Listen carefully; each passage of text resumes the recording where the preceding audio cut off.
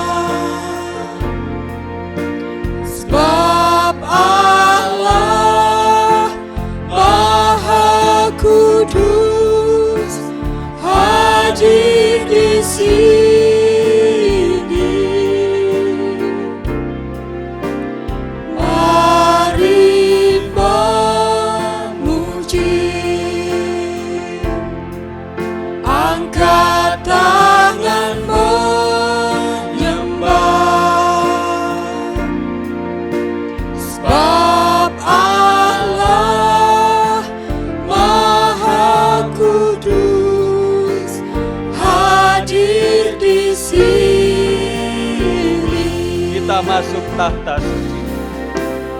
Kita masuk tahta suci-Nya, bersama para malaikat menyembah.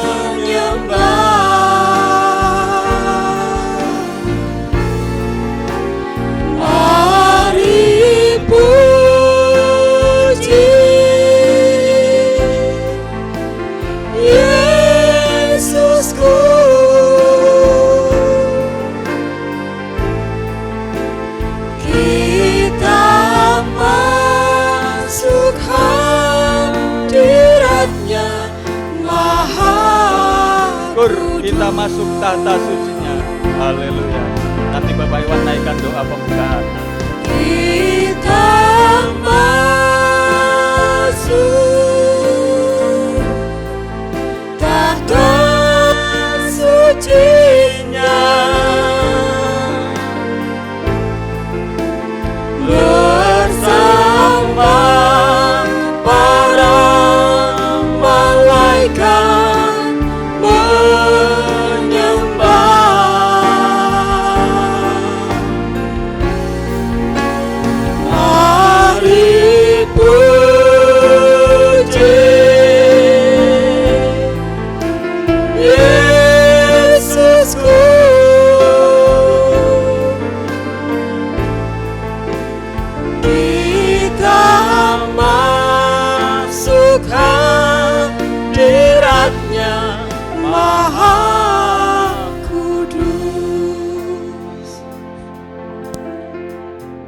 Ya Bapa kami yang dalam kerajaan surga yang mulia, kami ucap syukur dan terima kasih Tuhan untuk pagi hari ini Tuhan, untuk kesempatan yang indah yang Tuhan masih berikan bagi kami untuk kami bersama-sama Tuhan, untuk beribadah kepada Tuhan secara online Tuhan. Kami bersyukur Tuhan untuk kesempatan yang indah ini Tuhan. Kami yakin dan percaya Tuhan Engkau hadir di tengah-tengah kami Tuhan. Kami berdoa untuk sedang jemaat-Mu Tuhan yang pagi hari ini Tuhan mengikuti ibadah di rumah masing-masing. Kiranya Tuhan juga hadir bersama di tengah-tengah mereka Tuhan.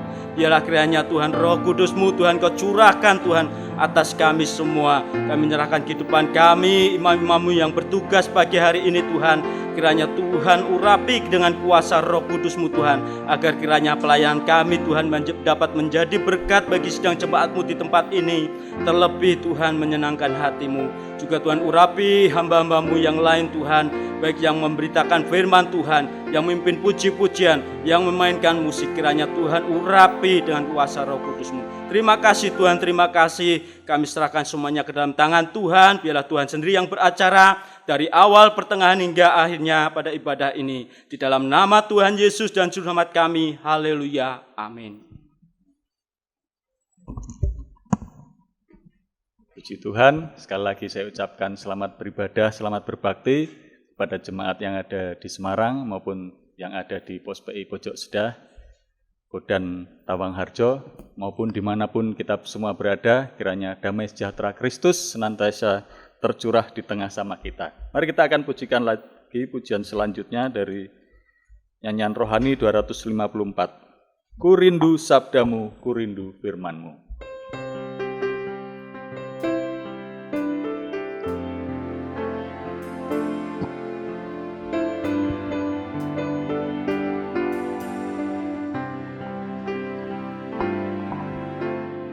Ku rindu sabdamu, ku rindu firman-Mu, firman Tuhan Yesus yang heran dan berkuasa.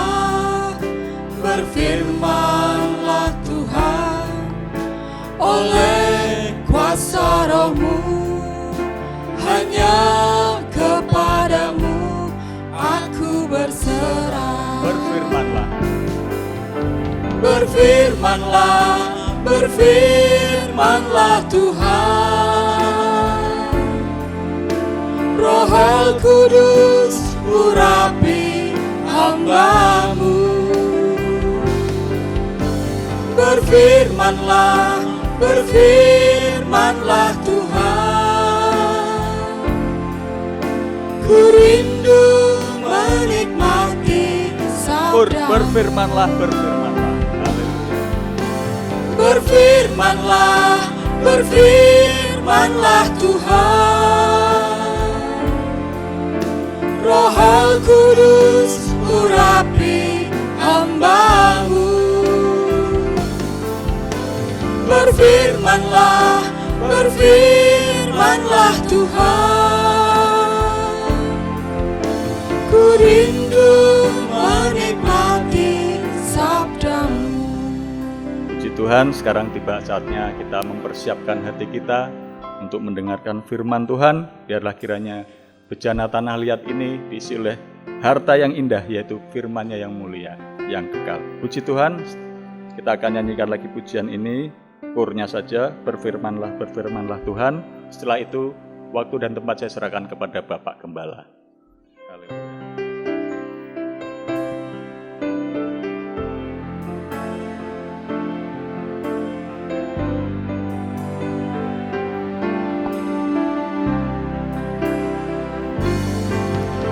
Berfirmanlah, berfirmanlah Tuhan. Roh Kudus urapi hamba-Mu. Berfirmanlah, berfirmanlah Tuhan. Ku rindu menikmati Berfirmanlah, berfirmanlah. Mari kita sama-sama bangkit berdiri. Berfirmanlah, berfirmanlah Tuhan.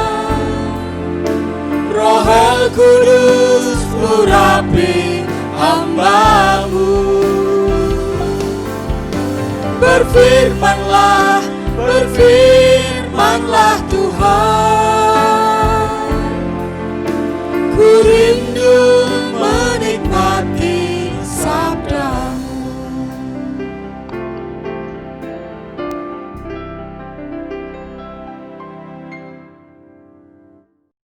Selamat pagi, saudara-saudara sekalian. Salam sejahtera dalam kasih Tuhan Yesus Kristus. Sebentar kita akan sama-sama menyiapkan hati untuk mendengar firman Tuhan. Setelah kita memuliakan Tuhan dengan puji-pujian, dan kita mohon kemurahan Tuhan agar firman-Nya menjadi kekuatan kita pada hari ini. Sebelum itu, marilah kita merendahkan diri kita, mohon belas kasihan Tuhan. Haleluya. Ya Tuhan, Bapa di dalam sorga, mengucap syukur untuk hari ini, kami masih ada kesempatan untuk mendengar firman-Mu, hamba-Mu ada kesempatan untuk memberitakan firman-Mu. Seperti yang tersurat di dalam 1 Korintus 3, Tuhan. Kami hamba-hamba-Mu hanya menanam, menyiram, tetapi Engkau yang menumbuhkan. Sebab itu segala puji, hormat, kemuliaan hanya bagi Tuhan. Pakailah hamba-Mu pada pagi hari ini untuk menaburkan firman-Mu. Dan Engkau yang memberkati supaya dapat tumbuh dan berbuah di dalam hati jemaat-Mu. Untuk itu kami mohon kemurahan Tuhan, karuniakan kami hikmat serta wahyu, beri supaya jemaat-Mu beroleh kemurahan Tuhan dapat mengerti firman Tuhan, menampung kebenaran firman-Mu. Dan kami percaya firman-Mu akan menjawab setiap problem dan masalah, dan Tuhan akan memenuhi dengan segala keperluannya, sesuai dengan kekayaan dan kemuliaan Tuhan. Urapi hamba-Mu saat ini, pakailah menjadi alat dalam tangan Tuhan. Terima kasih, segala puji syukur bagi nama Tuhan, di dalam berkat nama Tuhan Yesus Kristus, kami mohon doa kami. Haleluya, amin. Puji Tuhan, saudara-saudara, kesempatan yang indah pada pagi hari ini untuk kita dapat duduk diam di bawah kaki Tuhan, seperti Maria dari Betani itu, yang duduk diam di bawah ujung kaki Tuhan Yesus, mendengar terus perkataannya. Dan Tuhan mengatakan itulah bagian terbaik yang diambil oleh Maria dan yang tidak dapat diambil oleh dunia ini. Saudara, adapun pembacaan firman Tuhan pada pagi hari ini dalam 1 Korintus pasal 1. 1 Korintus pasal 1 ayat 7 sampai 9. Demikian firman Tuhan. Demikianlah kamu tidak kekurangan dalam suatu karunia pun, sementara kamu menantikan penyataan Tuhan kita Yesus Kristus. Ia juga akan meneguhkan kamu sampai kepada kesudahannya, sehingga kamu tak bercacat pada hari Tuhan kita Yesus Kristus. Allah yang memanggil kamu kepada persekutuan dengan anaknya, Yesus Kristus, Tuhan kita adalah setia. Saudara, pada pagi hari ini kita akan memperhatikan, menggarisbawahi bahwa Tuhan yang memanggil kita itu Tuhan yang setia. Dan kesetiaannya dinyatakan tadi di dalam ayat-ayat ini, Tuhan akan meneguhkan kita sampai pada kesudahan, yaitu hari kedatangan Tuhan. Ini sangat indah, saudaraku, suatu jaminan daripada Tuhan bahwa Tuhan memanggil kita seperti yang berulang kali saya sudah sebutkan, bukan untuk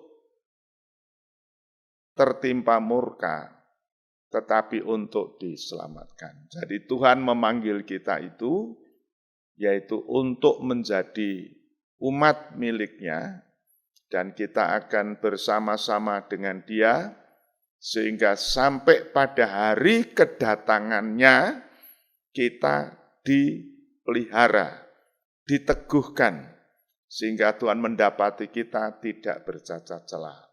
Untuk itu maka kita membaca tadi di dalam 1 Korintus pasal 1 ini, ayat yang ke-7 dikatakan bahwa demikianlah kamu tidak kekurangan dalam suatu karunia, sementara menantikan kedatangan Tuhan Yesus. Kita anak-anak Tuhan, pengharapan kita yang sangat mendambakan adalah kita menantikan kedatangan Tuhan, yang merupakan suatu kebahagiaan yang besar bagi kita. Untuk itu, saudaraku, mata hati kita, tumpuan kita adalah kepada kedatangan Tuhan. Tetapi harus dimengerti bahwa Tuhan datang untuk menyambut jemaatnya yang didapati tidak bercacat celah. Nah, di sini ayat ini Paulus berkata, untuk itu maka kita itu diberikan karunia. Ya, karunia-karunia rohani, sehingga kita itu waktu kedatangan Tuhan, kita itu tidak didapati dalam kekurangan. Saudara, ini satu anugerah. Sebab kalau kita membaca dalam surat Korintus ini, saudara, mulai pasal 1 bahkan sampai pasal yang ke-8, kita akan melihat betapa jemaat Korintus itu sebetulnya jemaat yang banyak problem, banyak masalah, saudara. Artinya masalah-masalah yang terjadi di dalam jemaat itu. Mulai dari perselisihan, berpihak-pihak, dikatakan aku pihak Apolos, aku pihak Paulus, ada yang pihak Kristus, pihak Petrus, dan sebagainya. Jadi jemaat ini kalau dinilai dari segi rohani banyak kelemahan. Bukan hanya itu, saudaraku.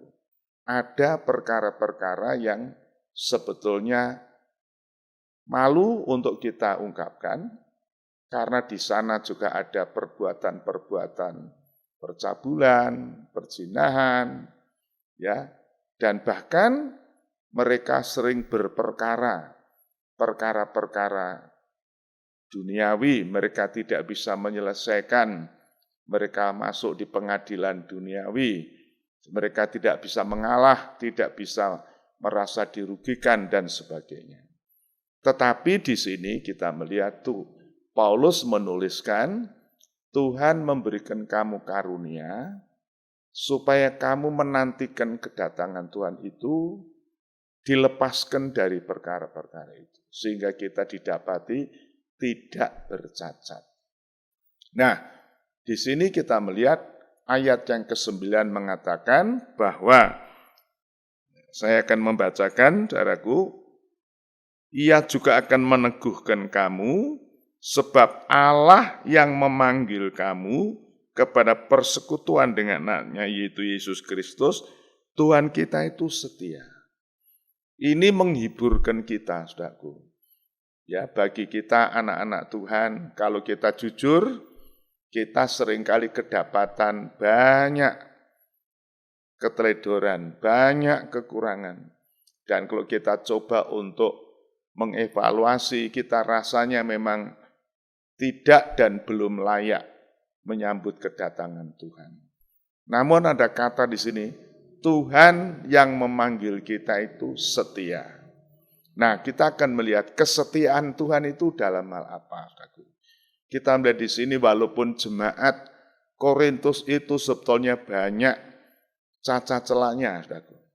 Tetapi Allah setia sehingga Allah mengaruniakan karunia-karunia rohani.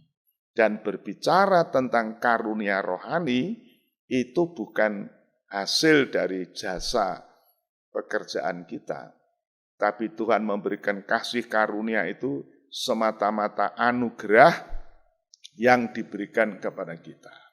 Lebih lanjut, saudara, kita akan membaca dalam 1 Korintus ini, ya, pasal yang ke-10.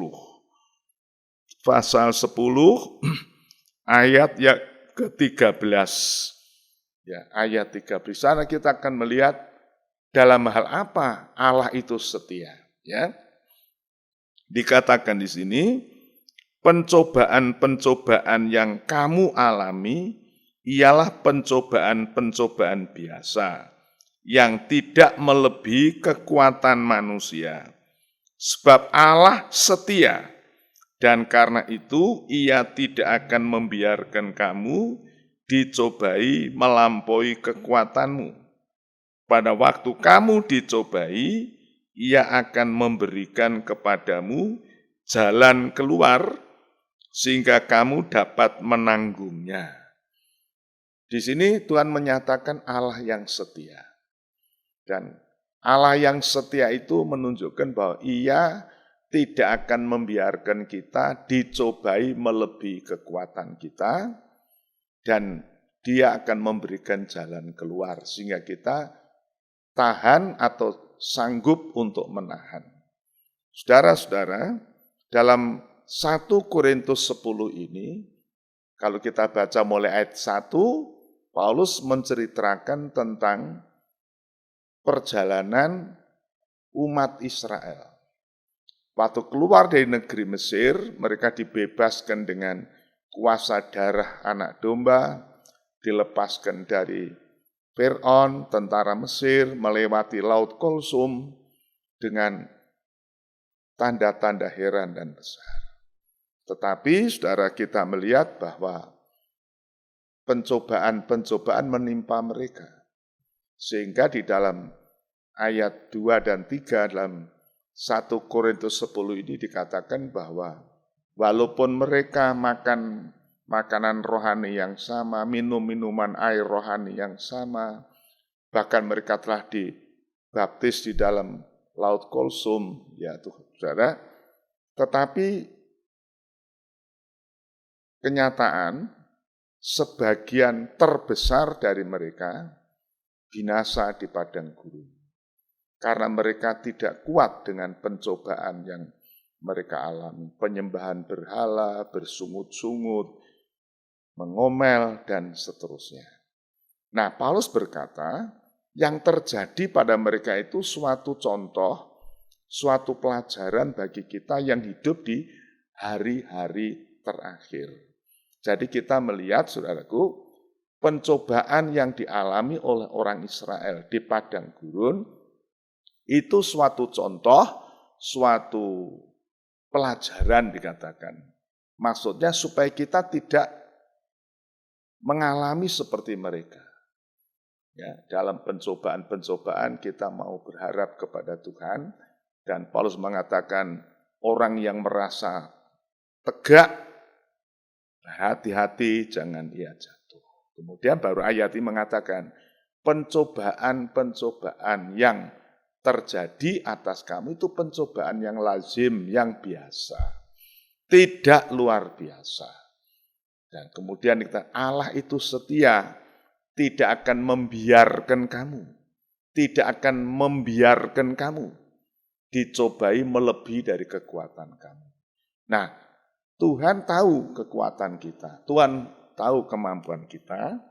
Nah, saudara, iblis memang memakai ujian, pencobaan itu untuk menghancurkan kita, untuk membinasakan kita. Seperti orang Israel di padang gurun, dicobai dengan kekurangan air, haus, lapar, dan lain sebagainya. Ya, mereka tidak kuat, sehingga mereka binasa. Mereka tidak bisa masuk negeri Kanaan. Dan itu juga merupakan maksud tujuan iblis untuk kita anak-anak Tuhan yang dilepaskan dari Mesir rohani, yaitu dunia ini, dan kita melewati padang gurun dunia yang gersang ini, kita juga diizinkan mengalami berbagai-bagai masalah yang mencobai kita. Dan iblis mempunyai maksud untuk menggagalkan kita dalam mengiring Tuhan. Tetapi Allah setia, saudaraku. Allah membalik pencobaan menjadi satu ujian bagi kita. Menguji iman kita. Dan ia setia, dia tidak akan menguji melebihi kekuatan kita. Ya, kalau kita melihat anak-anak kita yang sekolah, anak SD ujiannya ya tingkat SD, karena guru mengetahui sampai di mana kemampuan SD, tidak akan diberi ujian untuk SMP. Sebaliknya SMP diberi ujian, tidak akan diberi ujian untuk SMA. Karena guru tahu sampai di mana kemampuannya. Nah, Allah kita itu setia. Dia juga tahu kemampuan kita, sehingga dia tidak akan membiarkan ujian itu melampaui kekuatan kita. Tetapi Allah memakai pencobaan untuk menjadi ujian bagi kita. Ya, nah, kalau ujian itu selamanya mempunyai satu konotasi dengan peningkatan. Dari SD misalnya, diuji lulus meningkat SMP. SMP diuji meningkat SMA. Selanjutnya SMA diuji untuk selanjutnya masuk dalam perguruan tinggi. Jadi ujian itu selalu mempunyai suatu pengertian, konotasi untuk meningkatkan rohani kita. Nah, dengan pencobaan-pencobaan yang terjadi dalam 1 Korintus 10 ayat 13 ini, Tuhan katakan, Tuhan tahu kemampuan kita, Dia akan memberi jalan keluar. Dan supaya kita cakap untuk menanggungnya, sehingga kita itu meningkat, saudaraku. Dalam 1 Petrus pasal 1, ayat 6 dan 7, Rasul Petrus menasihatkan kepada jemaat Tuhan yang tersebar di seluruh dunia. Dia katakan, kalau kamu terkena pencobaan sedikit waktu ini, biarlah kamu bergembira. Karena apa? Engkau tahu maksudnya. Maksudnya adalah untuk menguji imanmu, ya, kemurnian imanmu diuji. Seperti halnya emas fana diuji dengan api. Sehingga dengan ujian itu kita bisa mempersembahkan emas yang murni, iman yang murni, saudaraku. Ya, iman yang tulus ikhlas kepada Tuhan. Dan itu saya pernah menyampaikan kepada saudara bahwa iman yang murni itu, emas murni itu kekayaan gereja. Gereja kekayaannya bukan pada gedung, bukan kepada fasilitas yang dimiliki. Semuanya akan ditinggalkan. Tetapi iman yang murni membuat gereja Tuhan bisa sampai pada waktu kedatangan Tuhan. Jadi saudara, maksud pencobaan, maksud penderitaan, itu iblis bermaksud untuk menjatuhkan kita, membinasakan kita. Tetapi Tuhan memakai menjadi alat untuk menguji kita. Ujian yang membuat kita bisa mempersembahkan iman yang tulus ikhlas, iman yang murni. Iman yang tulus ikhlas bagaimana? Iman yang tidak ada motivasi berkat, iman yang tidak ada motivasi dengan pertolongan Tuhan dan sebagainya. Iman semata-mata kita percaya kepada firman, itulah iman yang tulus ikhlas, iman yang murni. Saudaraku, jadi andai kata kita sakit tidak sembuh, tetap percaya Tuhan. Itu iman. Walaupun kita miskin, tidak diberkati secara jasmani, tetap percaya Tuhan. Itu namanya iman yang murni, iman yang tulus ikhlas. Saya tidak ada motivasi. Kalau orang saya percaya supaya sakit sembuh, itu motivasinya kesembuhan. Saya beriman supaya pekerjaanku diberkati, itu motivasinya berkat. Itu bukan iman yang tulus ikhlas. Di dalam 2 Timotius 1, Paulus berkata, aku mengenang imanmu yang tulus ikhlas. Dan iman yang tulus ikhlas ini membutuhkan ujian. Tetapi kita mengucap syukur karena Allah setia, engkau tidak dibiarkan dicobai lebih dari kekuatan kamu. Pada waktu kita dicobai, Allah memberikan jalan keluar, jalan kelepasan, sehingga kita sanggup dan cakap menahannya. Saudara, dalam perjanjian lama ada seorang anak Tuhan yang sudah setia, berbakti, hidup jujur, ya, saleh, tetapi diuji, saudara. Ya namanya Ayub. Ya, pasti saudara sudah tahu ini. Ayub itu dikatakan takut akan Tuhan, hidup jujur, menjauhkan kejahatan, takut akan Allah. Sebetulnya sudah, tetapi diuji. Iblis berkata, wah kalau Tuhan tidak melindungi, tidak memberkati, pasti dia menyangkal Tuhan. Ini targetnya iblis, untuk membuat anak Tuhan itu menyangkal Tuhan.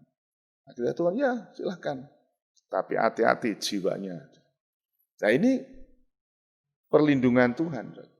Pencobaan segala perkara duniawi, harta benda, bahkan anak dapat diambil. Tetapi Tuhan kata, jangan engkau menyentuh jiwanya. Ini perlindungan Tuhan. Ini proteksi dari Tuhan. Tuhan tidak membiarkan Ayub binasa. Dan di dalam pasal 23, Ayub pasal 23 ayat yang ke-10, Ayub berkata di situ, ya, kalau Tuhan menguji aku akan keluar seperti emas, seperti perak yang diuji. Artinya bahan benda mulia, logam mulia, saudaraku, yang nilainya bertambah di hadapan Tuhan. Nah, saudara, inilah bentuk kesetiaan Tuhan. 1 Korintus 10 ayat 13 ini menjadi peringatan bagi kita, ya. Jadi kalau kita terkena pencobaan, jangan bahwa wah ini ujian luar biasa. Tidak. Firman Tuhan itu pencobaan biasa untuk menguji orang percaya. Dan kita harap kepada kesetiaan Tuhan, Dia tidak membiarkan kita dicobai lebih dari kekuatan kita. Dan Ayub, saudaraku, dalam Yakobus pasal 5, dikatakan di sana, kita belajar tentang penderitaan hamba-hamba Tuhan, nabi-nabi, dan engkau tahu bagaimana Ayub dicobai, tapi bagaimana akhirnya kasih setia Tuhan dinyatakan.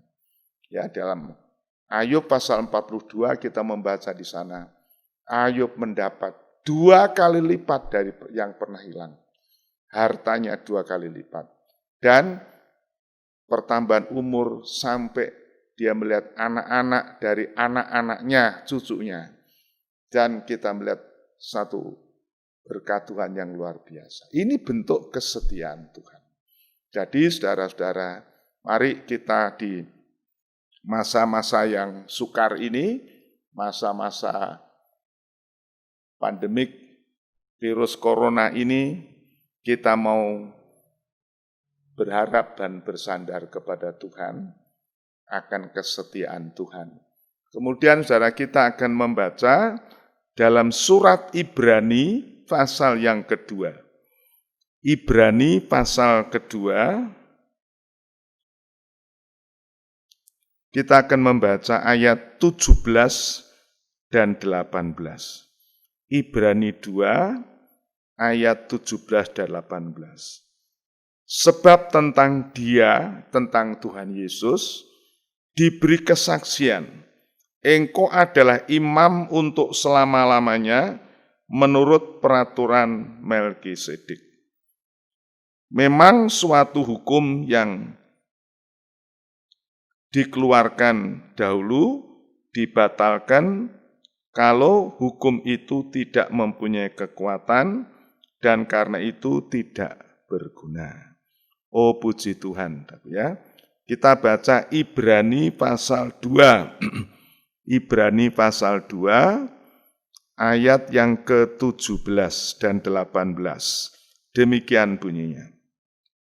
Itulah sebabnya, maka dalam segala hal ia harus disamakan dengan saudara-saudaranya, supaya ia menjadi imam besar yang menaruh belas kasihan dan yang setia kepada Allah untuk mendamaikan dosa seluruh bangsa. Sebab oleh karena ia sendiri telah menderita karena pencobaan, maka ia dapat menolong mereka yang dicobai. Ini firman Tuhan tentang Tuhan Yesus Kristus. Surat Ibrani adalah menampilkan Tuhan Yesus sebagai imam besar. Yang dikatakan tadi yang penuh belas kasihan dan yang setia.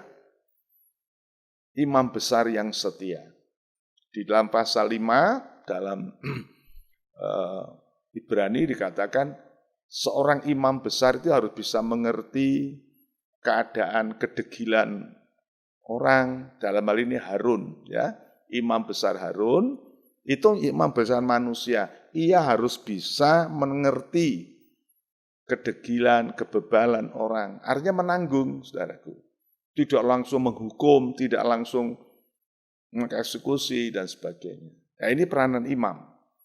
Nah, kalau Harun, imam manusia saja, harus bisa melayani, bisa mengerti kelemahan-kelemahan. Maka Yesus itu imam besar yang setia, penuh dengan belas kasihan. Maksudnya apa? Dia bisa menolong kita. Saya akan mengulangi, saudaraku ya, mengulangi. Supaya ia menjadi imam besar yang menaruh belas kasihan dan yang setia kepada Allah untuk mendamaikan dosa seluruh bangsa. Yesus itu imam besar. Ya, bukan saja berdoa untuk umatnya, tetapi dia menanggung dosa. Dalam kitab Imamat maupun kitab Keluaran, itu disebutkan bahwa seorang imam besar itu di atas bahunya ada namanya tutup bahu. Dan dalam tutup bahu itu tersurat 12 nama orang Israel. 6 di kanan, 6 di kiri, itu nama-nama orang Israel.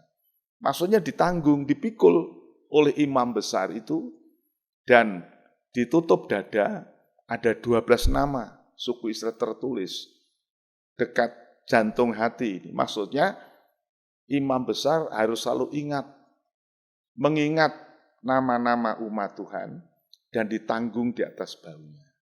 Sebab itu peranan imam besar itu luar biasa. Pada kesempatan yang lalu saya katakan, ibadah orang Israel tidak lepas daripada peranan imam besar. Dan Yesus dikatakan imam besar yang menaruh belas kasihan dan yang setia. Sehingga dia mengadakan pendamaian untuk seluruh bangsa. Dan itu termasuk kita, saudaraku, ya. Terutama kita bangsa-bangsa kafir yang tadinya tidak mendapat kesempatan oleh Tuhan Yesus kita. Kemudian apa? Ayat 18 mengatakan, ia yang dah terkena coba, ya, kena coba, saudara, di padang gurun dicobai oleh iblis supaya batu menjadi roti, diajar untuk turun terjun dari bumbung bait Allah, kemudian dipameri kekayaan dunia ini, saudara. Tapi Tuhan menang oleh karena apa? Ada tersurat. Firman Tuhan, manusia hidup tidak dari roti saja, tetapi oleh tiap firman yang keluar dari mulut Allah. Waktu dia dicobai supaya terjun dari batalah, ada tersurat, jangan mencobai Allah Tuhan. Waktu dipameri kemuliaan kerajaan dunia ini dalam sekejap mata. Tuhan mengatakan, iblis kan bilang, menyembah aku nanti ku berikan.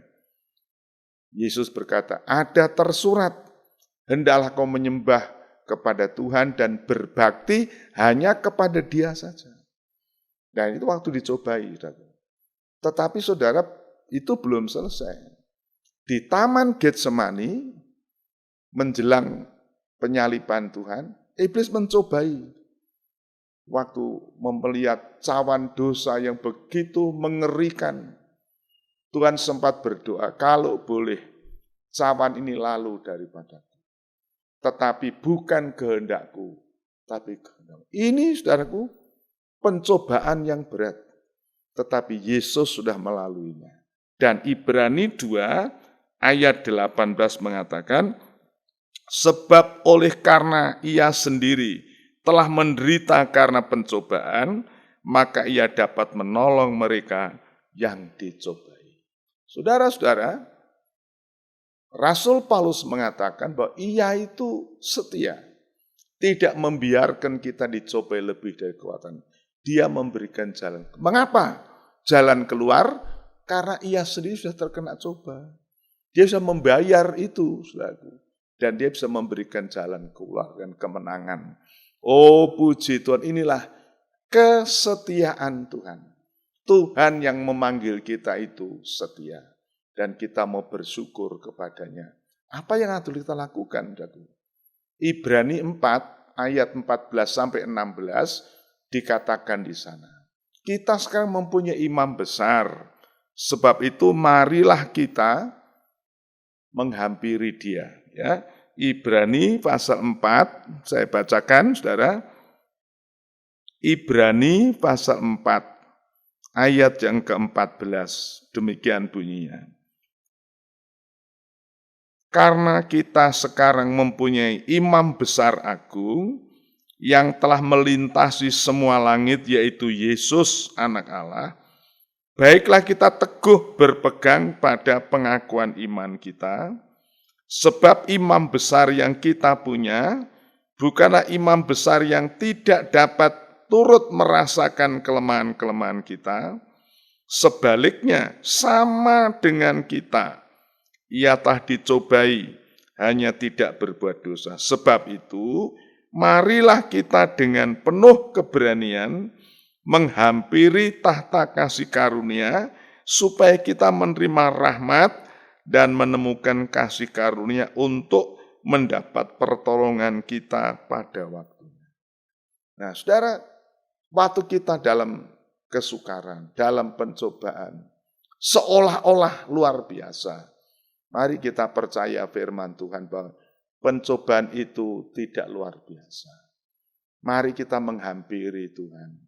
Kita mempunyai imam besar agung, Tuhan Yesus sudah melintasi semua langit. Bayangan dari halaman ruang kudus sampai ruang maha kudus. Dia Yesus, imam besar kita yang sudah melintasi, dan dia yang penuh belas kasihan, berkemurahan. Mari kita menghampiri dia. Berarti apa, saudara? Artinya, waktu kita mengalami masalah, mari kita datang menghampiri Tuhan. Kita menyerahkan kepada dia. Dan dia akan memberikan jalan keluar bagi kita. Anugerah kasih karunia, rahmatnya menjadi pertolongan pada waktunya. Oh puji Tuhan, saudaraku, kita bersyukur menghadapi masa yang sukar ini. Termasuk pada masa ini, gereja Tuhan mengalami penderitaan. Kita tidak bisa beribadah secara langsung, harus online. Saudaraku, andai kata sekarang kita bisa beribadah, banyak persyaratan yang harus kita penuhi, saudaraku. Jarak duduknya kita dibatasi, ya, dan seterusnya dan seterusnya. Bahkan anak-anak tidak boleh kebaktian, orang tua tidak. Ini berarti satu siksaan bagi gereja. Kalau saudara menyadari, ini pencobaan, saudaraku. Tetapi mari kita menghampiri Tuhan imam besar. Lewat pelayanan online ini kita bisa menghampiri dia. Sebab itu gunakan, saudara. Gunakan kesempatan, saudara, di rumah masing-masing mendengar firman ini. Jangan saudara abaikan, jangan, wah ini hanya untuk hibur saja. Tidak. Kesempatan saudara. Kesempatan saudara untuk menghampiri Tuhan. Apa yang menjadi beban saudara, apa yang menjadi pencobaan saudara, apa yang menjadi kesukaan. Mari datang kepadanya, mendekatkan kepada Tuhan. Kita dekat pada Imam Besar Agung yang berkemurahan, berbelas kasihan. Dia tahu kekuatan kita. Maka kita menyerahkan semua ke dalam tangannya. Dia sudah menanggung buat kita. Dan dia akan memberikan damai sejahteranya buat kita. Kemudian saudara, kita akan membaca berikutnya, ayat berikutnya yaitu di dalam 1 Tesalonika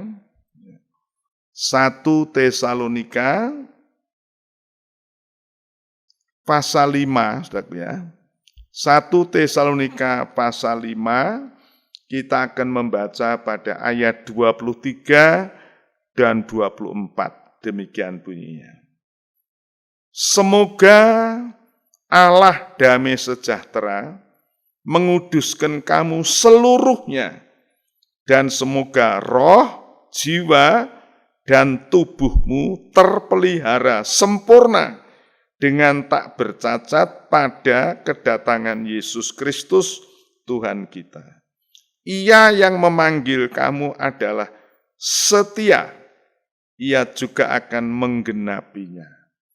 Saudara, ini ayat sebagai pamungkas daripada berita firman pada siang hari ini.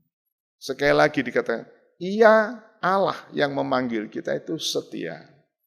Setia akan menggenapi, kalau dalam terjemahan lama itu menyempurnakan. Yang digenapi apa? Ayat di atasnya. Ayat di atasnya mengatakan bahwa semoga Allah damai sejahtera menguduskan kamu seluruhnya. Ini hanya dapat digenapi oleh Tuhan. Kita tidak bisa, jemaat Tuhan, coba untuk hidup kudus secara sempurna. Tidak. Tapi Allah akan menggenapi ini. Dengan cara apa?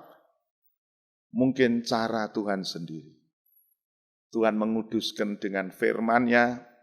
Dalam Yohanes 17 Tuhan berdoa, kuduskan mereka dalam kebenaran. Firman-Mu itu kebenaran. Saudara, Efesus pasal 5 mengatakan bahwa Tuhan itu menguduskan kita dengan air firman setelah dia memandikan kita.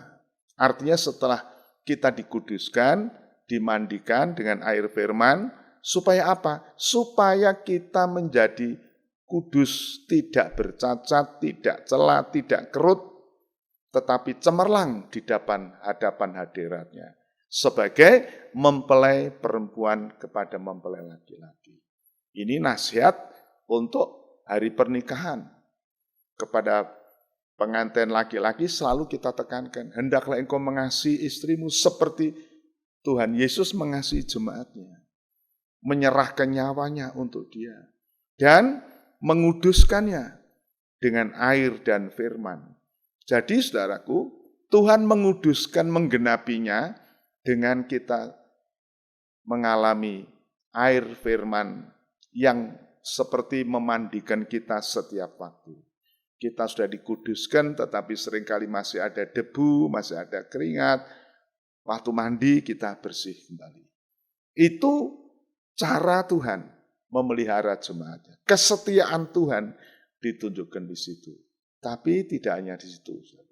Tadi di dalam 1 Tesalonika 5 dikatakan, menguduskan kamu seluruhnya. Seluruhnya ini bisa berarti seluruh gereja, seluruh jemaat. Tidak seorang, semuanya. Tetapi juga seluruhnya bisa berarti kondisi kita, keadaan kita. Roh, jiwa, dan tubuh seluruhnya disucikan. Baik jasmani, rohani kita dikuduskan. Ya, saya baca ulang di sini. Semoga Allah damai sejahtera menguduskan kamu seluruhnya, Dan semoga roh, jiwa, dan tubuhmu terpelihara sempurna dengan tak bercacat pada kedatangan Yesus Kristus Tuhan kita. Luar biasa, saudaraku.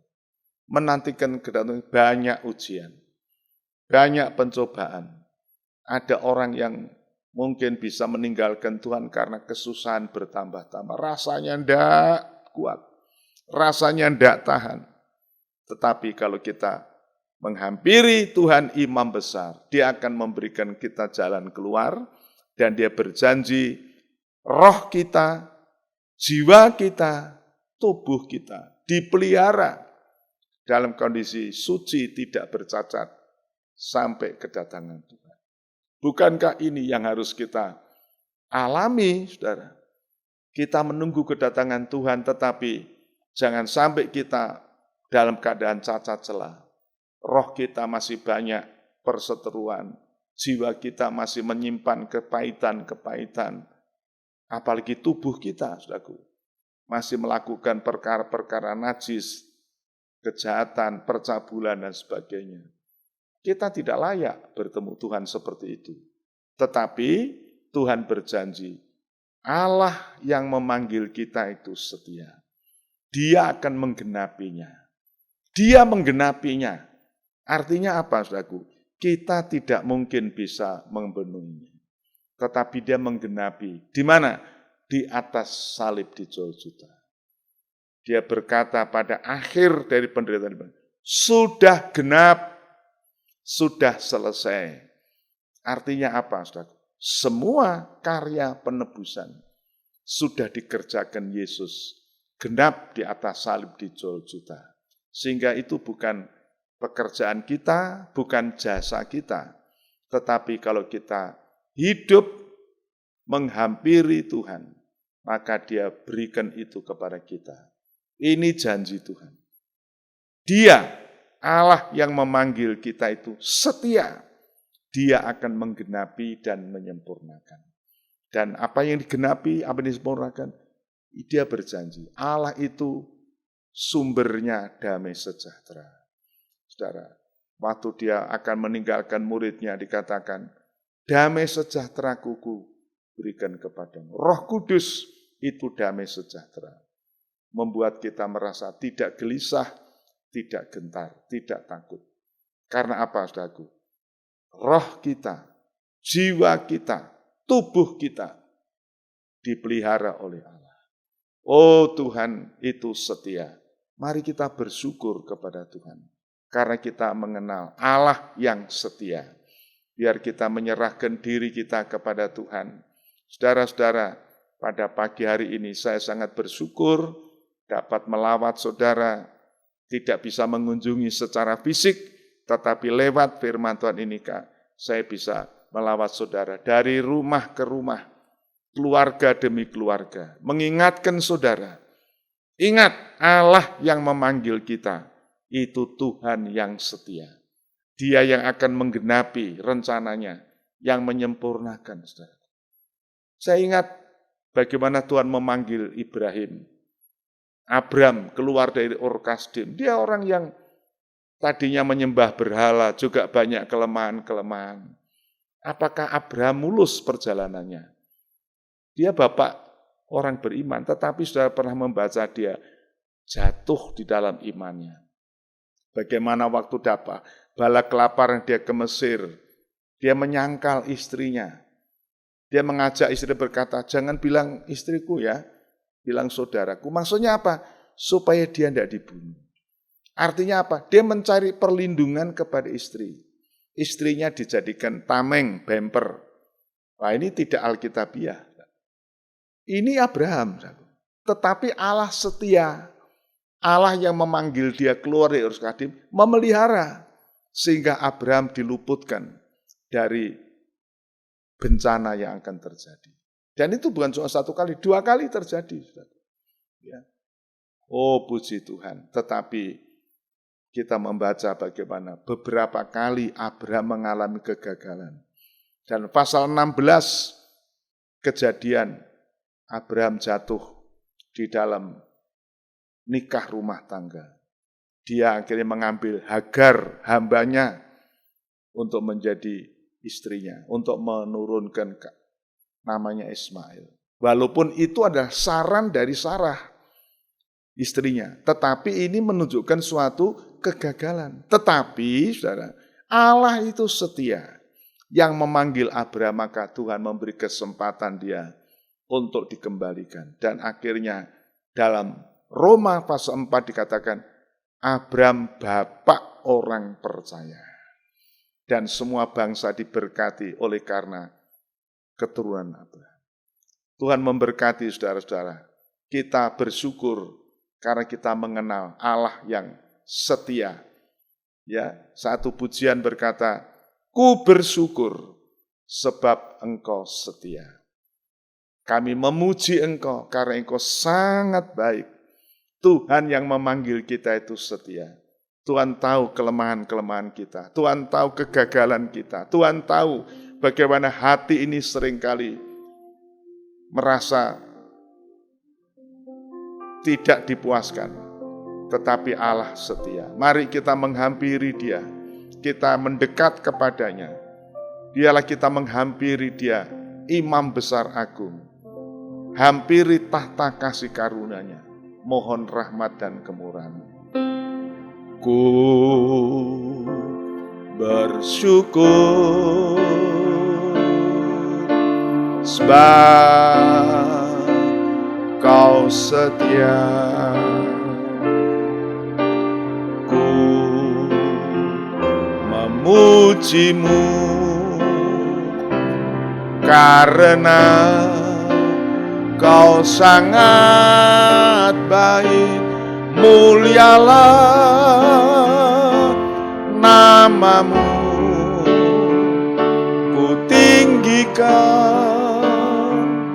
ku agungkan selama hidupku. Ku bersyukur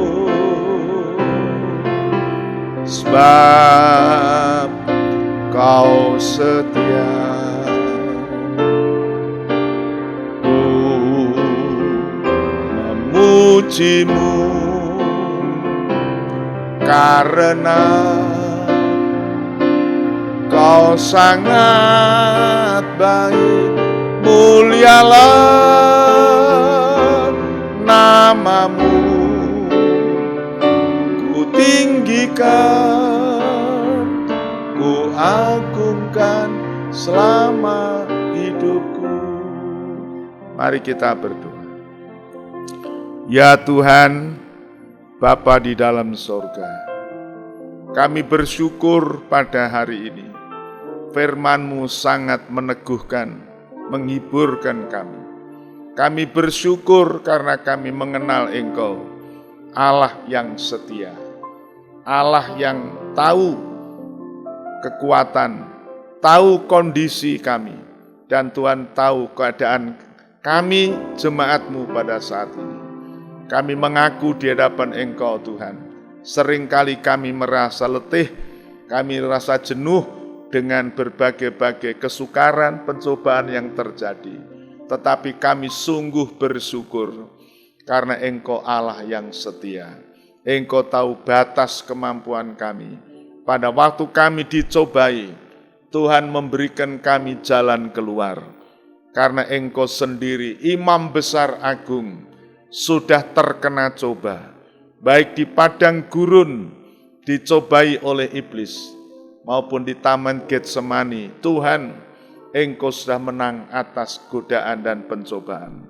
Dan Engkau sanggup menolong kami. Tuhan, terima kasih sebab itu. Saat ini Tuhan, kami menghampiri Engkau, Imam besar kami, yang berbelas kasihan. Imam besar yang turut merasakan kelemahan kami. Ku serahkan Tuhan hidup kami kepada Engkau. Berikan kami kekuatan. Seperti firman-Mu dalam 1 Korintus 1 ayat 8. Engkau akan meneguhkan kami sampai pada hari kedatangan-Mu pada kali yang kedua. Biar damai sejahtera-Mu memenuhi kami Tuhan. akan menguduskan kami. Roh, jiwa, tubuh kami terpelihara sampai pada hari kedatangan-Mu kami tidak bercacat celah. Karena Engkau Tuhan yang memanggil kami adalah setia. Tuhan, terima kasih.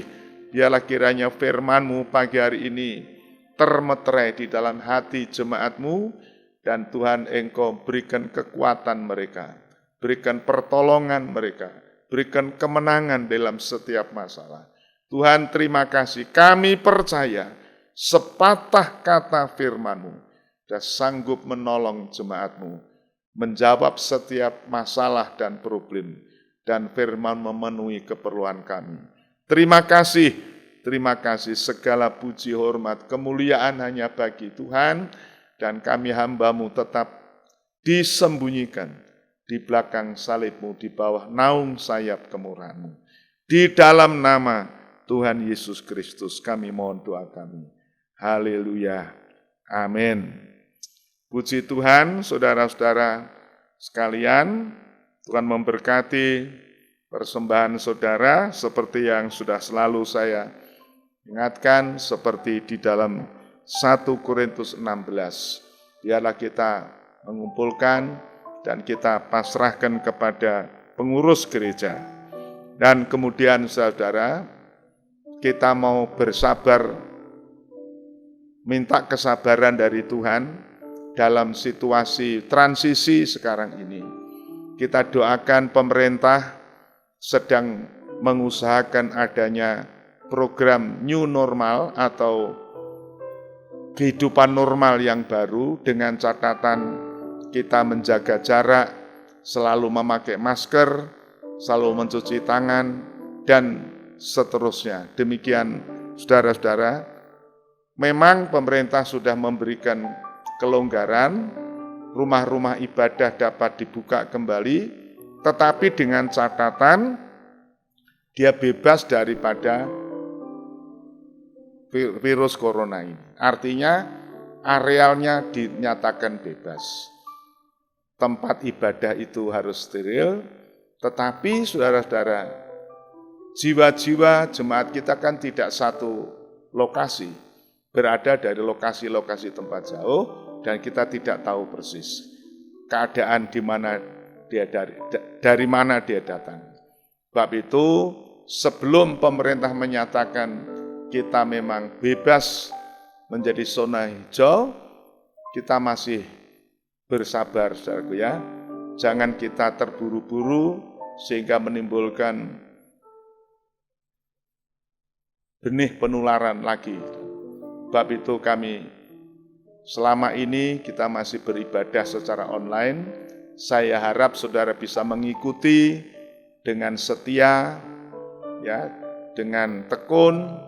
Tiap keluarga kami harapkan jangan sampai tidak mengikuti ibadah ini. Karena ibadah ini mungkin, saudara, akan berkelanjutan.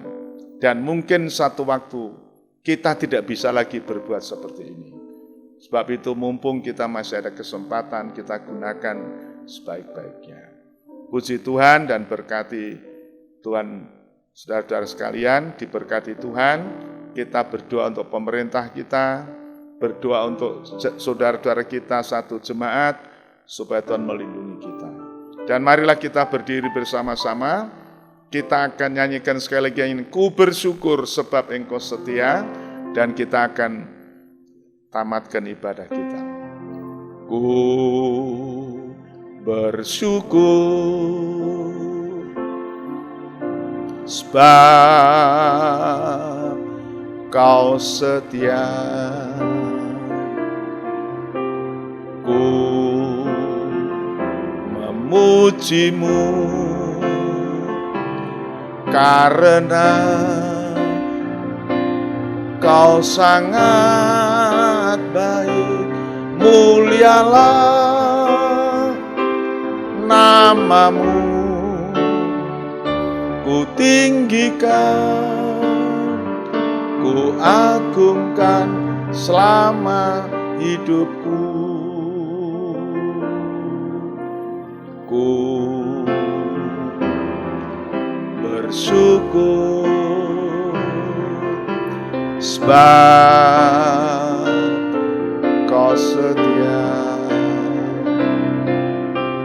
Ku memuji-Mu karena Kau sangat baik. Mulialah nama-Mu, ku tinggikan, ku agungkan selama hidupku. Ya Tuhan, sebelum kami mengakhiri ibadah ini, kami mau berdoa untuk bangsa, negara, dan pemerintah kami. Tuhan, Engkau Allah yang Maha Kuasa dan Maha Tahu. Engkau yang tahu kondisi negeri kami pada saat ini. Bagaimana COVID-19 ini masih begitu mengganas di negeri ini. Hampir setiap kota belum dapat melaksanakan new normal yang direncanakan pemerintah. Kami percaya hanya Engkau Allah yang Maha Kuasa, berkuasa atas alam semesta, berkuasa atas segala sesuatu yang terjadi atas suatu bangsa. Engkaulah Allah, Raja segala bangsa. Sebab itu kami mohon kemurahan-Mu untuk negeri kami Indonesia.